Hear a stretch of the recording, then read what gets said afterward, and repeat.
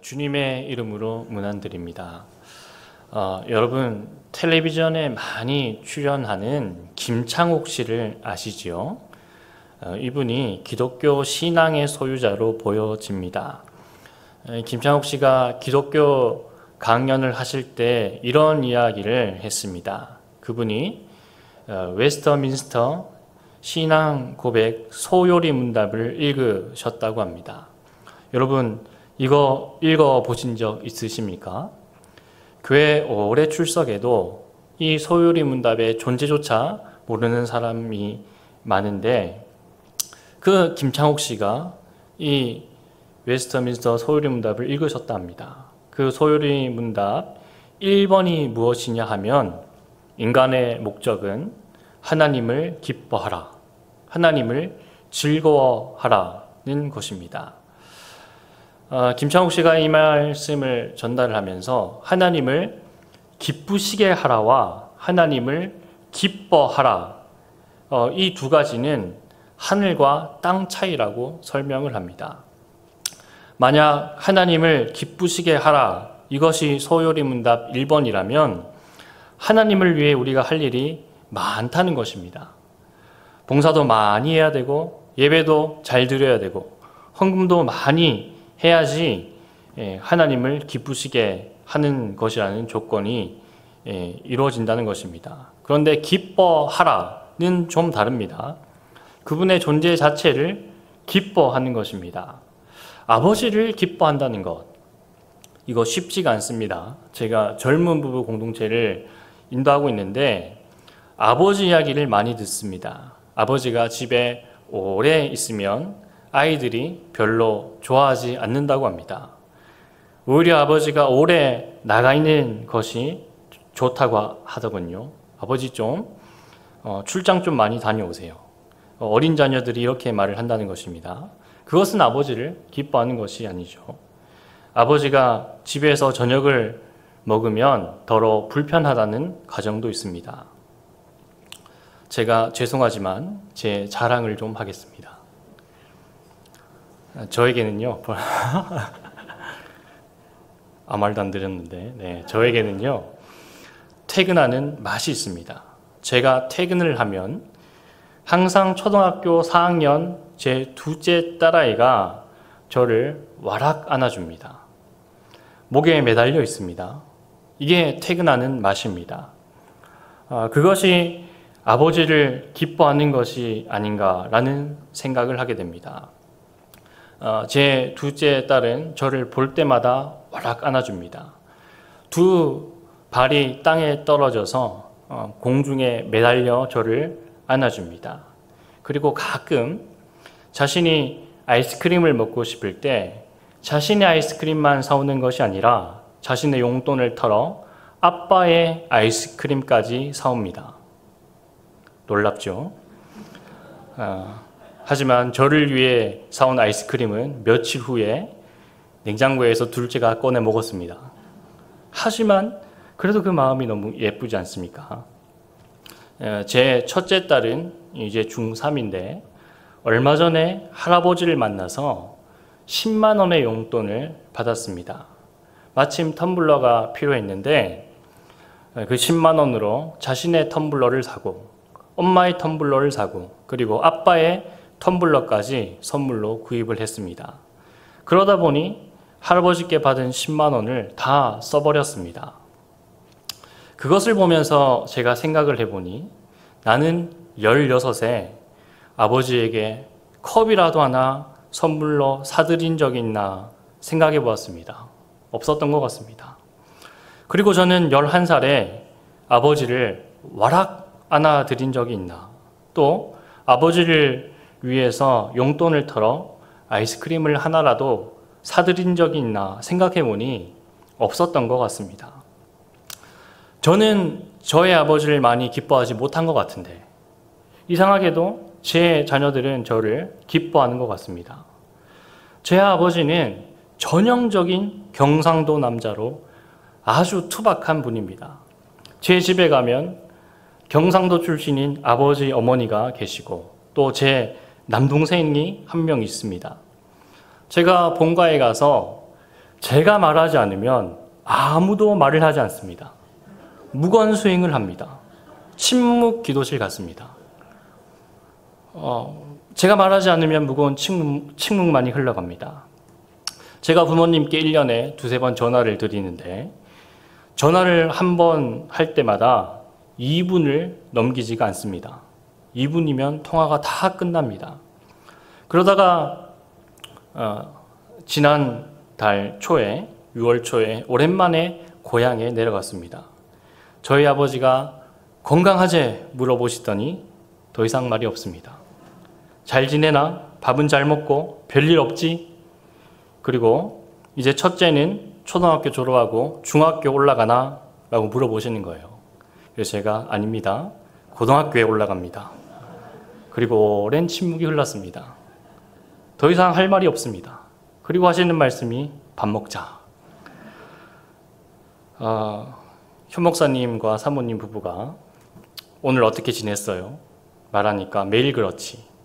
또 그걸로 미안해서 그걸로 미안해요. 그런 말랑말랑한 이야기를 지난주에 하셨는데요.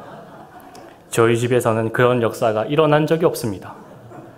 홍해가 갈라지면 갈라졌지 그런 역사는 일어나지가 않습니다. 경상도 아버지가 아이고 우리 아들 사랑한다, 안아주시거나 잘생겼다, 보고 싶었다, 자랑스럽다 그런 낯간지러운 이야기를 하면 경상도에서는 그것을 폭력이라고 부릅니다. 저는 어려서부터 그런 짙은 표현이 묻어나는 사랑을 받아본 적이 없습니다. 아침 일찍 나가서 밤늦게 돌아오시는 아버지. 어릴 때는 아버지의 공백이 이해가 되지 않았는데 이렇게 성장해서 보니 그것이 사랑이었습니다. 제가 몰랐을 뿐입니다. 제가 어릴 때는 서로 사랑하고 기뻐했지만 표현을 하지 않았을 뿐입니다. 그래서 서로의 마음을 좀 늦게 알았습니다. 저는 투박한 사랑만 받고 자랐습니다. 저는 표정과 몸짓으로 표출되는 그런 친절한 사랑을 받아본 적도 없고 또 제 딸들에게 그런 사랑을 준 적도 없습니다. 제 두 딸들이 집에서 티격태격 싸울 때가 있습니다. 싸움이 길어집니다. 끝나지가 않습니다. 그러면 제가 친절하게 소리치지 않고 차분하게 말립니다. 중재를 합니다. 얘들아, 싸움은 말로 하는 게 아니란다. 입으로 싸우면 결론이 나지가 않아요. 말로 해결할 것 같으면 남북 통일도 이미 이루었단다. 싸움은 그렇게 하는 게 아니야. 코피 나는 사람이 이기는 거다. 하고 그렇게 친절하게 싸움을 중재를 합니다. 말립니다. 제 두 자녀들이 딸이라서 그런 건지 아니면 이 친구들이 서울에서 태어나서 또 자라서 그런 건지 저를 참 서울스럽게 대해주는 것 같습니다. 제가 느끼기에는 아이들이 저를 기뻐하는 것 같습니다. 저만의 착각일 수도 있지만 저를 꽤 기뻐하는 것 같습니다. 표현하는 것으로 볼 때 저는 불효자 같은데 제 자식들은 제게 아직까지는 효도를 하고 있다라고 생각합니다. 더 자라서는 어떻게 될지 모르겠지만 아직까지는 효녀 역할을 하는 것 같습니다. 가장 큰 효도, 아이스크림, 텀블러가 아니라 저를 기뻐하는 것이라 생각합니다. 아버지 하나님도 나를 기쁘시게 하라 이것이 아니라 기뻐하라 합니다. 우리가 하나님께 나아갈 때 우리가 하나님께 무언가를 많이 드리고 봉사를 열심히 하려는 마음보다도 먼저 하나님을 기뻐하는 마음이 우리 안에 충만하기를 소망합니다. 그리고 그 다음에 이어지는 말씀이 있습니다. 마음의 소원을 이루어 주신다. 이 구절을 읽으면 처음에는 내가 원하는 것을 다 들어주시는구나 생각할 수 있습니다. 하지만 여기에는 훨씬 더 깊고 아름다운 의미가 담겨 있습니다. 여호와를 기뻐하라 이 앞부분이 뒤에 있는 소원을 이루어 주신다라는 말씀을 해석하는데 중요한 열쇠가 됩니다. 하나님을 진심으로 기뻐하고 그분과 가까이 지내다 보면 신기하게도 우리의 마음이 조금씩 변해갑니다. 예전에는 이것도 갖고 싶고 저것도 되고 싶고 많은 것을 이루고 싶었지만 하나님과 친밀히 지내다 보면 어느새 내 소원이 변하게 됩니다. 하나님이 기뻐하시는 일들을 소망하게 되는 것이죠.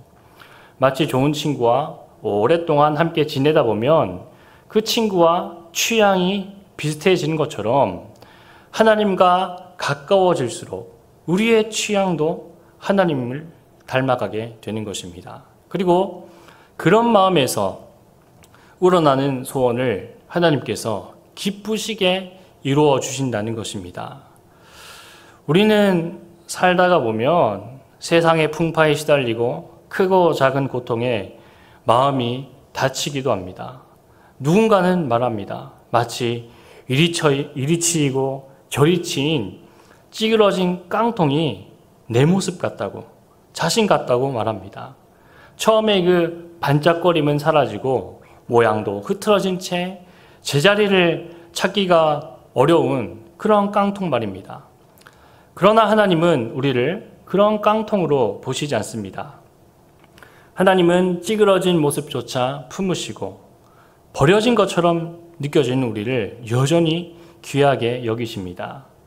하나님은 우리를 결코 폐기 처분될 인생이 아니라 손수 다듬어 가시는 하나님의 작품으로 여기신다는 것입니다.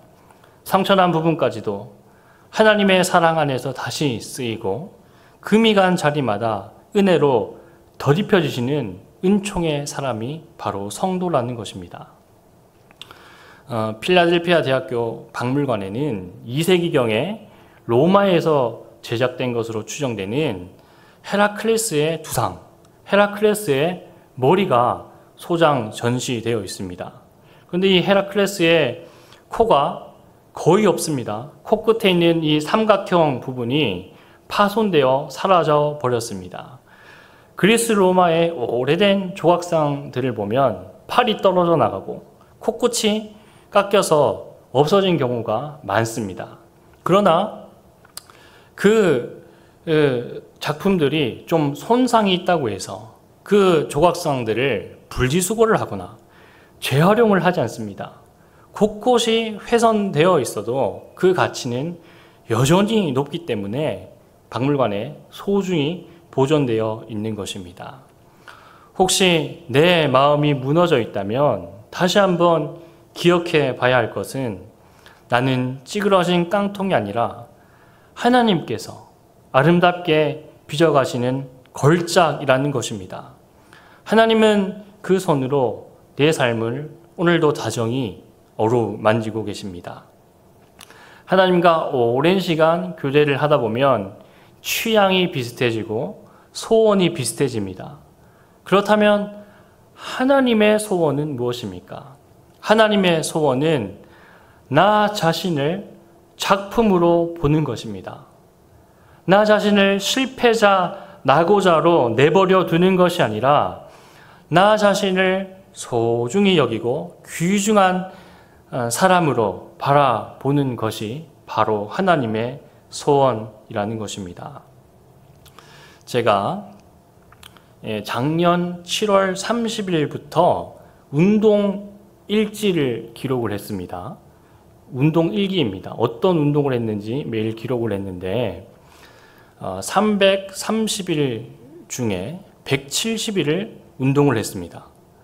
제가 아파트에 있는 작은 헬스장에 가서 혼자 운동을 하다 보니 의지가 꺾이고 나태해질 때가 있습니다. 그럴 때마다 제가 동기부여를 찾습니다. 최근에 제가 동기부여를 기독신문을 읽다가 찾았습니다. 신문에 이순호 형제에 관한 기사가 실렸습니다. 이순호 형제 들어보셨습니까? 이 형제가요, 2018년에 오토바이 사고로 뇌출혈을 당해서 왼쪽 몸이 완전히 마비가 되었습니다. 의사들은 회복 불가능이라는 판단을 내렸습니다. 하지만 이 형제 절망하지 않았습니다. 오히려 이렇게 고백합니다. 제가 보디빌딩을 하는 이유, 유튜브를 하는 이유, 새벽 기도에 매일 나가고 매일 운동하는 이유 단 한 가지입니다. 하나님께 영광 돌리기 위해서입니다.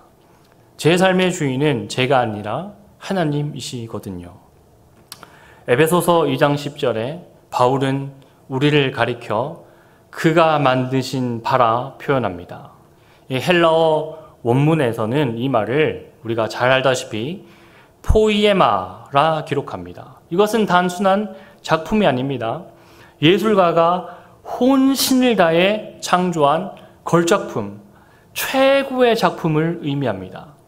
이순호 형제가 이것을 깨달았습니다.